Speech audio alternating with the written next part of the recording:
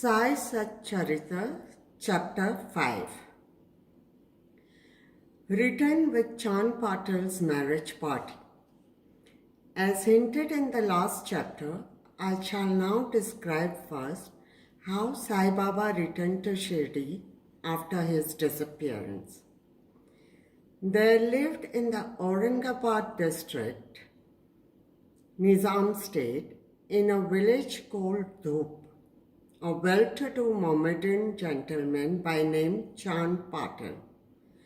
While he was making a trip to Aurangabad, he lost his mare. For 2 long months, he made a diligent search, but could get no trace of the lost mare.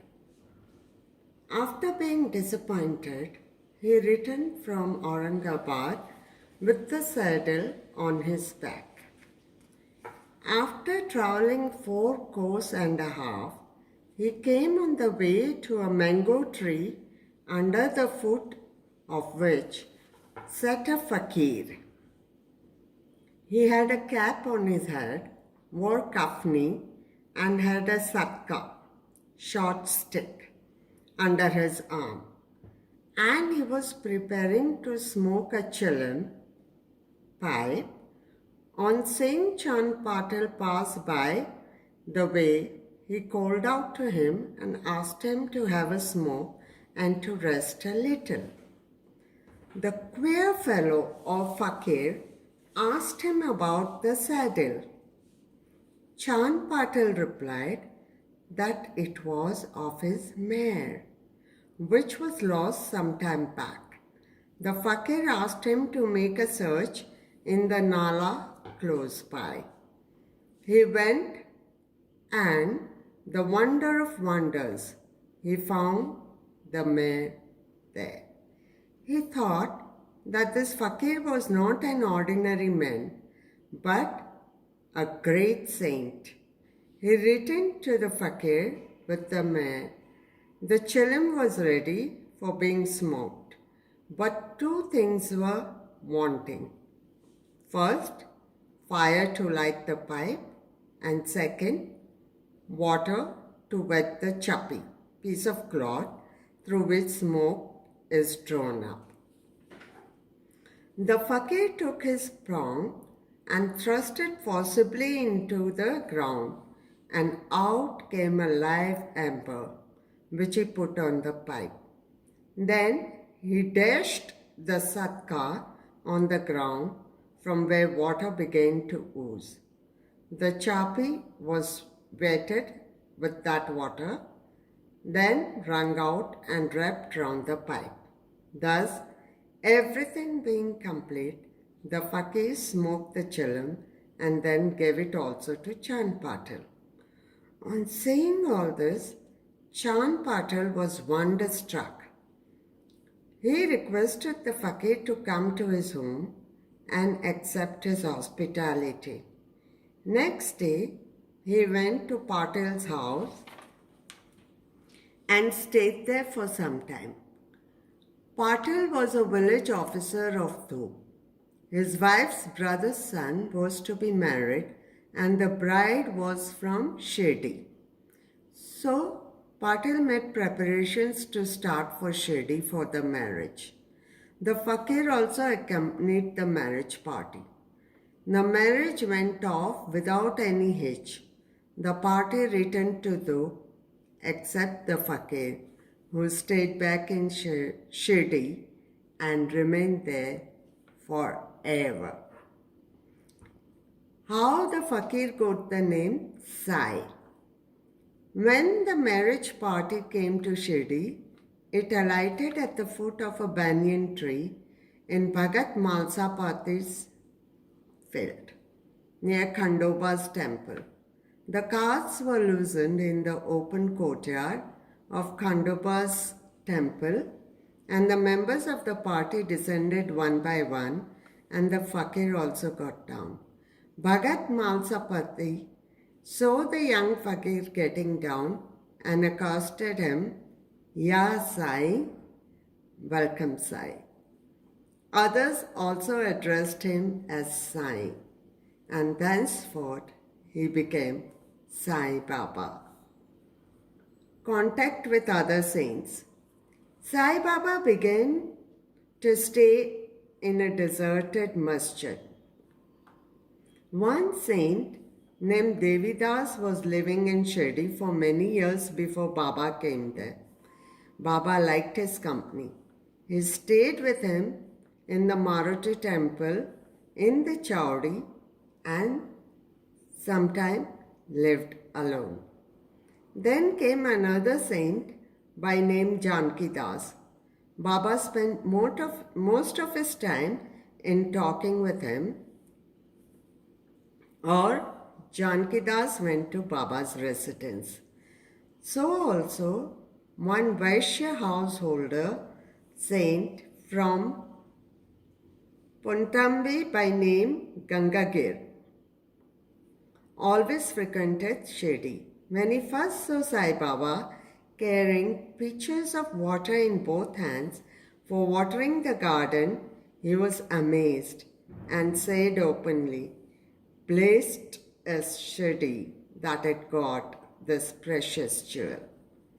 This man is carrying water today, but he is not an ordinary fellow, as this land, Shirdi, was fortunate and meritorious. It secured this jewel. So also one famous saint by name Anand Nath of Yevalamar, a disciple of Akkalkot Maharaj, came to Shirdi with some people. When he saw Sai Baba, he said openly, "This is precious diamond in reality. Though he looks like an ordinary man, he is not a ordinary stone, but a diamond. You will realize this in the near future." Saying this, he returned to Yevla. This was said while Sai Baba was a youngster. Baba's dress and daily routine. In his young days, Sai Baba grew hair on his head, never had his head shaved. He dressed like an athlete. When he went to Rata, 3 miles from Shirdi, he brought with him small plants of marigold, chai and jui, and after cleaning, he planted and watered them. A devotee by name Vaman Tatya supplied him daily with 2 unpacked earthen pitchers. With this, Baba himself used to water the plants.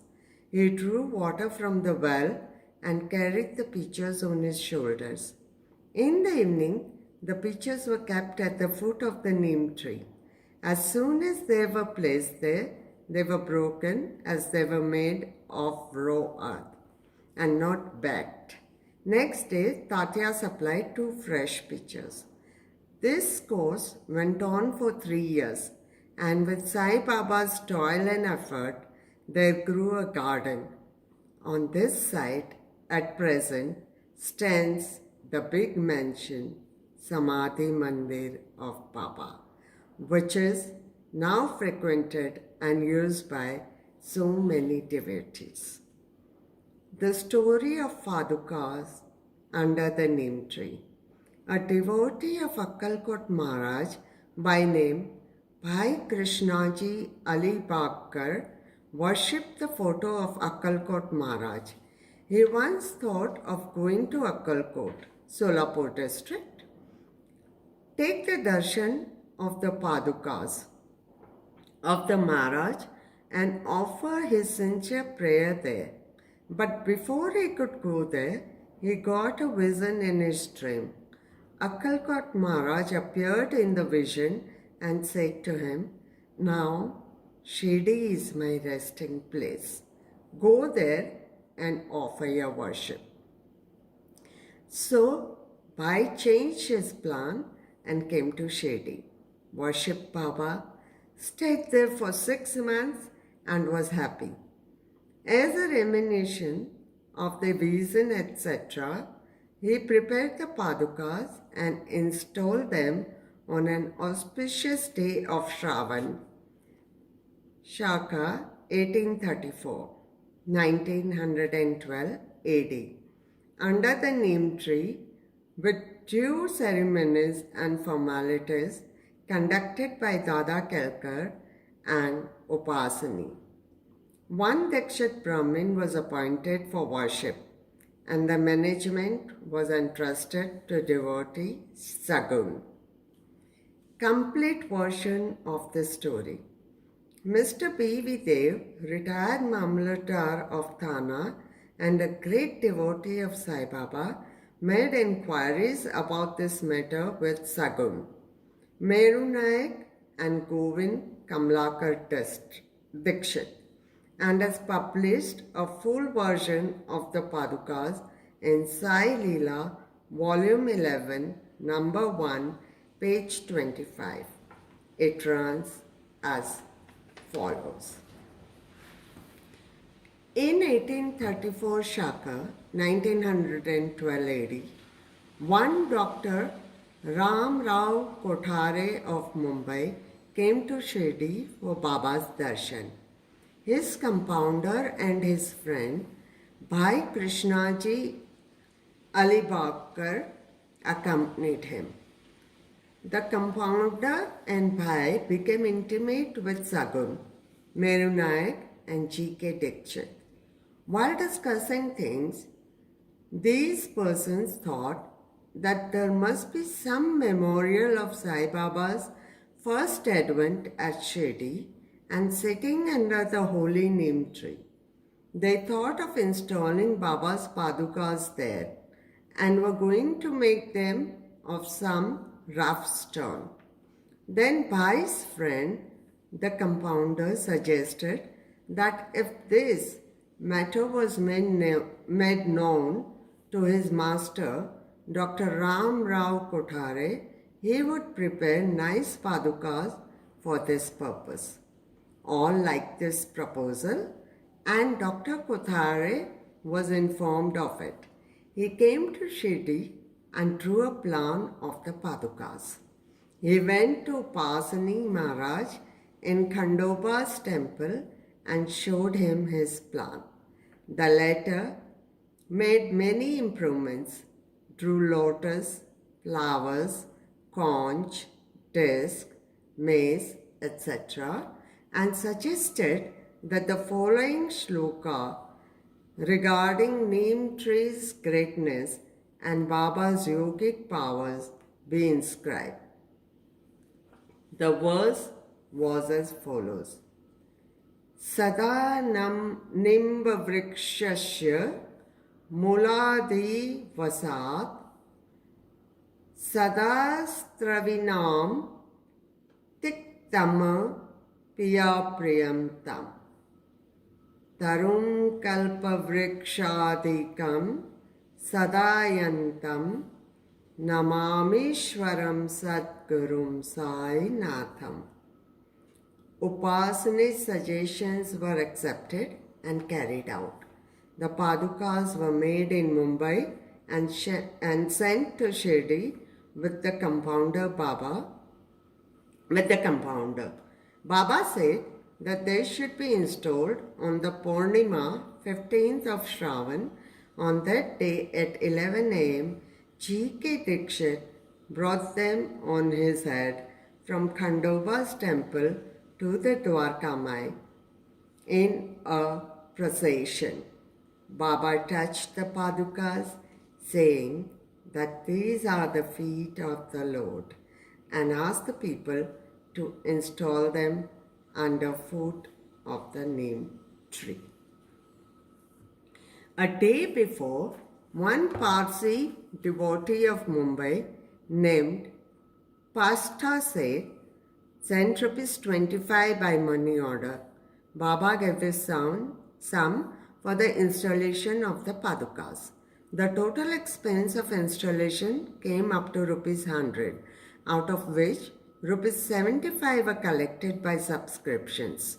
For the first 5 years, G.K. Dikshit worshipped the padukas daily, and then this was done by Lakshman Kacheshwar Jakhadi. In the first 5 years, Dr. Kothare sent rupees 2 per month for lighting lamp, and he also sent the railing round the Padukas. The expense of bringing the railing from the station to Shirdi, presently rupees 7.50 paise, and roofing was paid by Sagun Meru Naik. Now, Jakhadi Nana Pujari does the worship, and Sagun Meru Naik offers the Naivedya and lights the evening lamps. Bhai Krishnaji was originally a devotee of Akkalkot Maharaj. He had come to Shirdi at the installation of the Padukas in Shaka 1834 on his way to Akkalkot. He wanted to go to Akkalkot after taking the darshan of Baba. He asked Baba's permission for this. Baba said, "Oh, what is there in Akkalkot? Why do you go there? The Maharaj of that place is here, myself." Hearing this, Bhai did not go to Akkalkot. He came to Shirdi off and on after the installation of the Padukas. Mr. B.V. Dev concluded that Hemant Pant did not know these details. Had he known them, he would not have failed to depict them in his Sai Charita. Wrestling bout with Mohideen Tamboli and change in lifestyle. To return to other stories of Baba, there was a wrestler in Shirdi by name Mohideen Tamboli. Baba and he did not agree on some points, and both had a fight. In this, Baba was defeated. Thenceforth, Baba changed his dress and mode of living.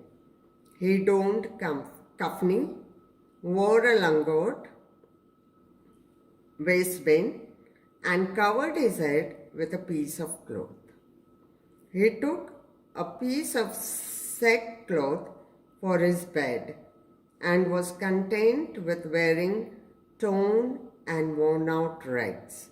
He always said that poverty is better than kingship, far better than lordship. The Lord is always brother of the poor.